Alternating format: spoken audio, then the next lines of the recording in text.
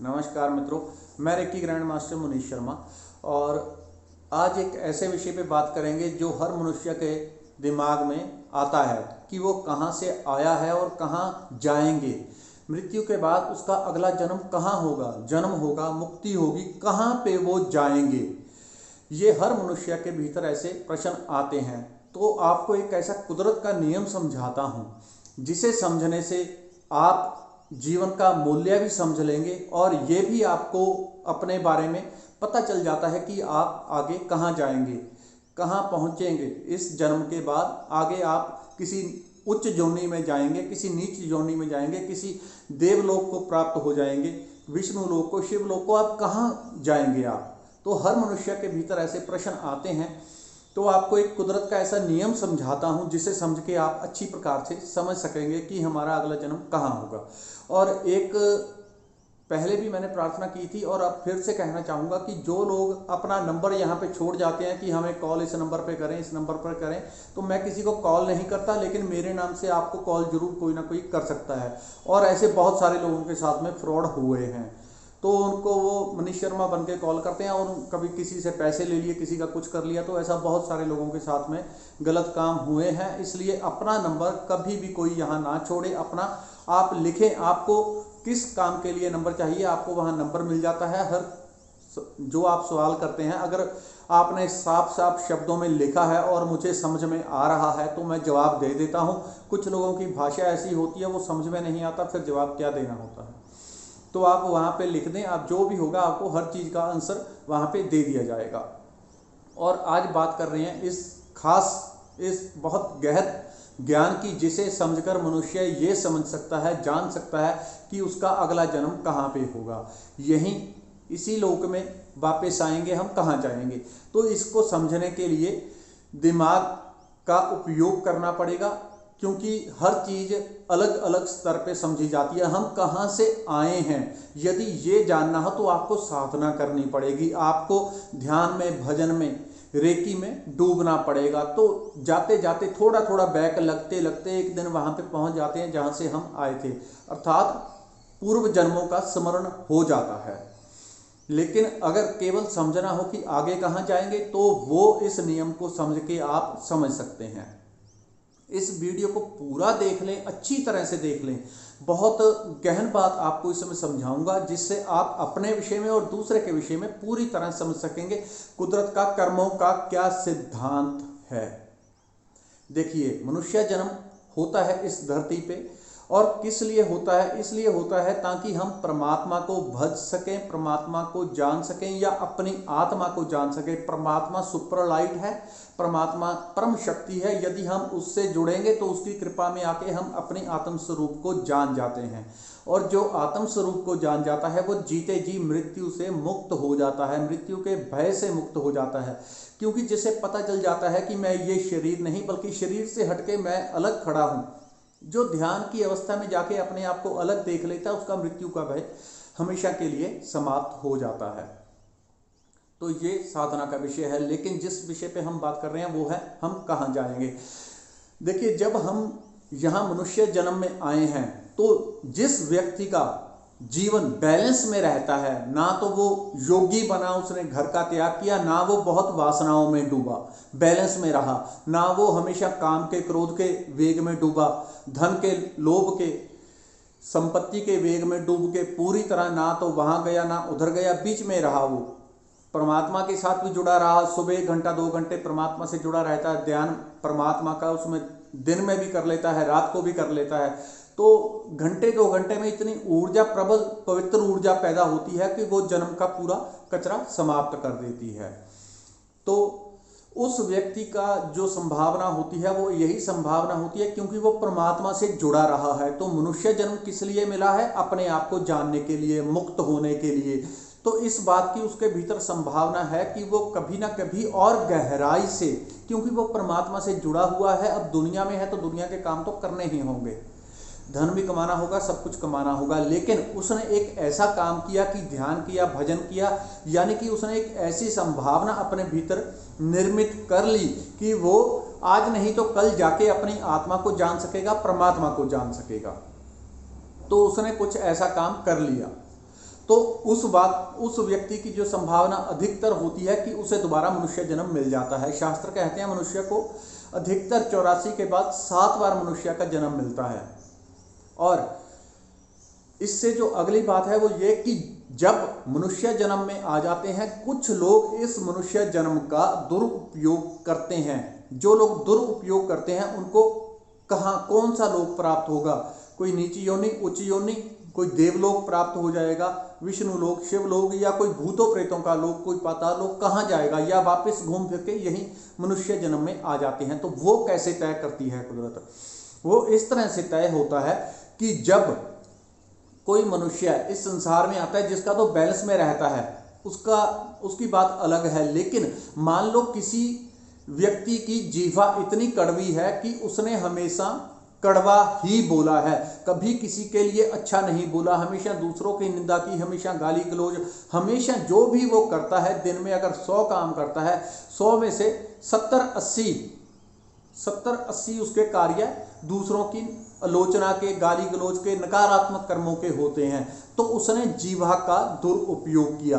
अब इसका क्या फल होगा? अब चाहे वो अगले जन्म में मनुष्य जन्म में आ जाए, क्योंकि उसके जीवन में जो प्रधानता बनेगी, पूरा जीवन का जब निचोड़ बनेगा, परमात्मा लास्ट टाइम पे पूरा जीवन का निचोड़ निकालता है, वो निकलेगा तो निचोड़ ये निकलेगा कि इसने बाकी चलो सब कुछ कर लिया, दान भी कर लेता था, पुण्य भी कर लेता था, ये भी कर लेता था, भजन भी करता था, ध्यान भी करता था, अपने आप को जानने के और भी साधन करता था ये, लेकिन इसने जीवा का बहुत दुरुपयोग किया है। अर्थात इसने बहुत अधिक तीव्रता से कचरा अपने भीतर फैलाया है, दूसरों के लिए अहितकारी वचन कहे हैं। तो उससे क्या होगा? जो उसने जिस चीज की हमारे जीवन में प्रधानता हो जाती है, वो हमारा संस्कार बन जाता है, वो हमारे अवचेतन मन में बहुत गहरा हो जाता है।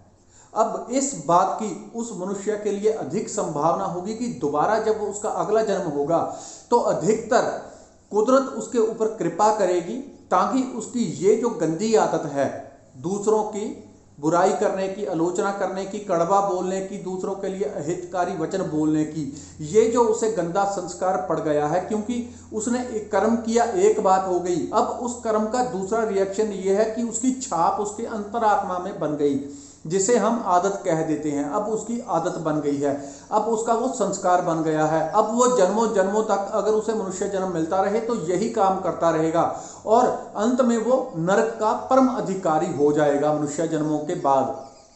तो कुदरत उसे मौका देती है ताकि उसकी वो गंदी आदत हट जाए। तो क्या कर रही है कुदरत? तो अगर उसके जीवन में अधिक प्रधानता है कि उसने ये इस तरह के कर्म जीवा के द्वारा किए हैं, तो अगले जन्म में उसकी जीवा कुदरत हटा देगी, गूंगा पैदा होगा। गूंगा पैदा होगा। वो किस लिए गूंगा पैदा हुआ? कुदरत ने इसलिए उसे गूंगा पैदा किया ताकि उसका जो संस्कार लगातार दूसरों के प्रति बुरा बोल बोल के, निंदा कर करके वो अपनी आत्मा का सत्यानाश कर रहा था, अपने भीतर कचरा भरता जा रहा था। क्योंकि जो हम कर्म करते हैं वो बाहर ही नहीं करते, उसका एक रिएक्शन भीतर भी होता है। उसे ही कर्म कहते हैं, उसे संस्कार, उसे आदत कहते हैं। आदत उसी से बनती है। अब उसको छुड़ाने के लिए, ताकि उसकी ये बुरी आदत छूट जाए, दूसरों की निंदा चुगली करना ये सब उसके जीवन से हट जाए, ऐसा वो ना कर पाए, तो कुदरत उसके ऊपर कृपा करती है ताकि वो नरक का अधिकारी ना बने। तो उसकी जीवा कुछ समय के लिए जब्त कर ली जाएगी। क्यों की जाएगी? ताकि वो नरक का अधिकारी ना बने। ऐसे ही किसी मनुष्य ने अपने शरीर का कोई बहुत दुरुपयोग किया, आंखों का दुरुपयोग किया, अर्थात जो देखने लायक है, सुंदर है, प्रकृति है, जो अच्छा देखा उसने वो नहीं देखा, आंखों से बहुत ज्यादा अत्यंत हर समय दुरुपयोग किया है। किसी ने अपने शरीर का, किसी को दारू पीने की आदत पड़ गई, दिन रात दारू, या हर रोज दारू, तो वो कहीं ना कहीं ऐसा कर्म कर रहा है। अब या किसी भी प्रकार से हम अपने शरीर का, मन का बहुत अधिक दुरुपयोग करते हैं, तो उससे क्या होता है? उस दुरुपयोग के कारण ही हमारे संस्कार बनेंगे, उसी से हमारी आदत बनेगी, उसी से डिसाइड होगा कि हम अपने मनुष्य जन्म के बाद कहाँ जाएंगे, या मनुष्य जन्म 1, 2, 4 मनुष्य जन्म होंगे, उसके बाद हम कहाँ जाएंगे। उसके बाद जो डिसाइड होगा, अगर वो नकारात्मक सर्कल चलता रहे तो वो कचरा बहुत अधिक इकट्ठा हो जाएगा, वो नकारात्मक कर्म बहुत अधिक इकट्ठा हो जाए।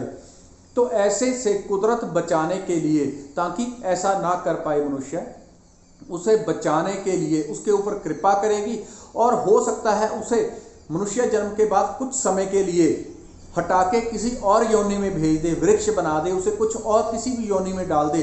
वो क्यों? वो ऐसे ही काम करता है। अगर किसी शराबी आदमी को किसी साल के लिए, 6 महीने के लिए, 2 साल के लिए किसी ऐसी जगह पे रख दिया जाए जहां उसको ना शराब मिले पीने के लिए और उसके भीतर एक नया संस्कार, योग का, भक्ति का, या खेलने कूदने का, या धन कमाने का कोई और संस्कार पड़ जाए, और वो उस शराब पीने की आदत से उसे कोई 1 साल तक दूर रखता है, तो पुराना संस्कार है वो धूमिल हो जाएगा। उसके ऊपर बहुत सारी और नए संस्कार बन जाएंगे। खेल कूद करने लग गया, उसके बाद तो खेल कूद का नया संस्कार बन जाएगा। पैसा कमाने लग गया, पैसे का नया संस्कार। दान पुण्य करने लग गया, उसका नया संस्कार। अब जो पिछला संस्कार बना हुआ है दारू पीने का, वो बहुत नीचे दब जाएगा। अब जब उसे मनुष्य जन्म के बाद किसी दूसरे आत्मा में डाल दिया जाएगा, वृक्ष, जीव जंतु किसी भी, तो जब वो साल, 2 साल, 10 साल, 20 साल, 50 साल, जितने भी उस योनि में उसकी आयु होगी, उसके भीतर वो कर्म नहीं कर पाएगा। अगर वृक्ष की उसमें है तो वो दारू नहीं पी पाएगा। कुदरत ने उसके ऊपर कृपा की है, प्रेम किया है, उसे क्षमा किया है, उसे एक मौका दिया है ताकि उसका वो नकारात्मक संस्कार आगे ना बढ़े। तो उसे कुछ समय के लिए मनुष्य जन्म से हटा के ऐसी जगह पे स्थिर कर दिया ताकि उसके भीतर एक नया संस्कार बन जाए। अब किसी दूसरी योनि में 20 साल, 50 साल उसकी आयु रहेगी, जो भी आयु रहेगी, तो उतनी देर में जो उसकी कंटिन्यूटी बनी हुई थी, एक आदत बनी हुई थी, जो आदतें हमारी इस जन्म में होती है वही बिल्कुल अगले जन्म में होती हैं। ये ऐसे ही होता है, जो आप रात को सो रहे हो और जो विचार आपके दिमाग में चल रहा है, सोते सोते तक जो विचार चलता रहेगा, पूरी रात आप सोए रहेंगे, लेकिन जब सुबह उठेंगे, जो आप रात गाना गुनगुना रहे थे, जो विचार कर रहे थे, सुबह पूरी रात सोने के बाद सुबह उठते हैं, वही आपका पहला विचार बन जाएगा। जहां से यात्रा समाप्त होती है वहीं से यात्रा शुरू होती है। ऐसा नहीं उठा के कहीं से कहीं और रख देंगे। हम 8 घंटे सोए रहे, लेकिन जो आपका लास्ट विचार था, आखिरी विचार था, वही पहला विचार बनेगा। इसी तरह से जो मनुष्य का इस जन्म में संस्कार होते हैं, आदतें होती हैं, जो कुछ होता है वही अगले जन्म में भी बिल्कुल सेम टू सेम होगा। इसलिए उसकी वो नकारात्मक चीजें जो उसके भीतर लगातार पनप रही हैं वो आगे ना जाएं, इसके लिए कुदरत उसे कृपा करके कुछ समय के लिए हटा देती है ताकि उसके नया कोई आदत बन जाए, नया संस्कार बन जाए। दोबारा उसे मनुष्य योनि में दोबारा फिर से मौका दिया जाता है कि वो अपने आप को जाने, क्योंकि मनुष्य जन्म केवल और केवल अपनी आत्मा को जानने के लिए, परमात्मा को जानने के लिए, उच्च लोकों में प्राप्ति के लिए। अब कहाँ है उच्च लोक, कैसे हैं, तो ये तो साधना का विषय है। जब हम साधना में उतरेंगे तो किसी से पूछना सुनना नहीं पड़ता, शास्त्र नहीं पढ़ने पड़ेंगे कहाँ क्या है, तो परमात्मा की कृपा से सब कुछ नजर आने लग जाता है। हर चीज नजर आ जाती है, पूरा सूक्ष्म जगत नजर आ जाता है। लेकिन जब तक वो तीसरा नेत्र नहीं खुलता तब तक हम शास्त्रों को सुनते हैं, उसी से समझते हैं, या उन लोगों से जिनको कुछ इस बारे में पता है। तो इसलिए इस चीज का निचोड़ यही निकला है कि हम मनुष्य जन्म में आए हैं तो किसी एक वासना के पीछे, एक आदत के पीछे, किसी एक चीज के पीछे अपना पूरा जीवन खराब ना करें।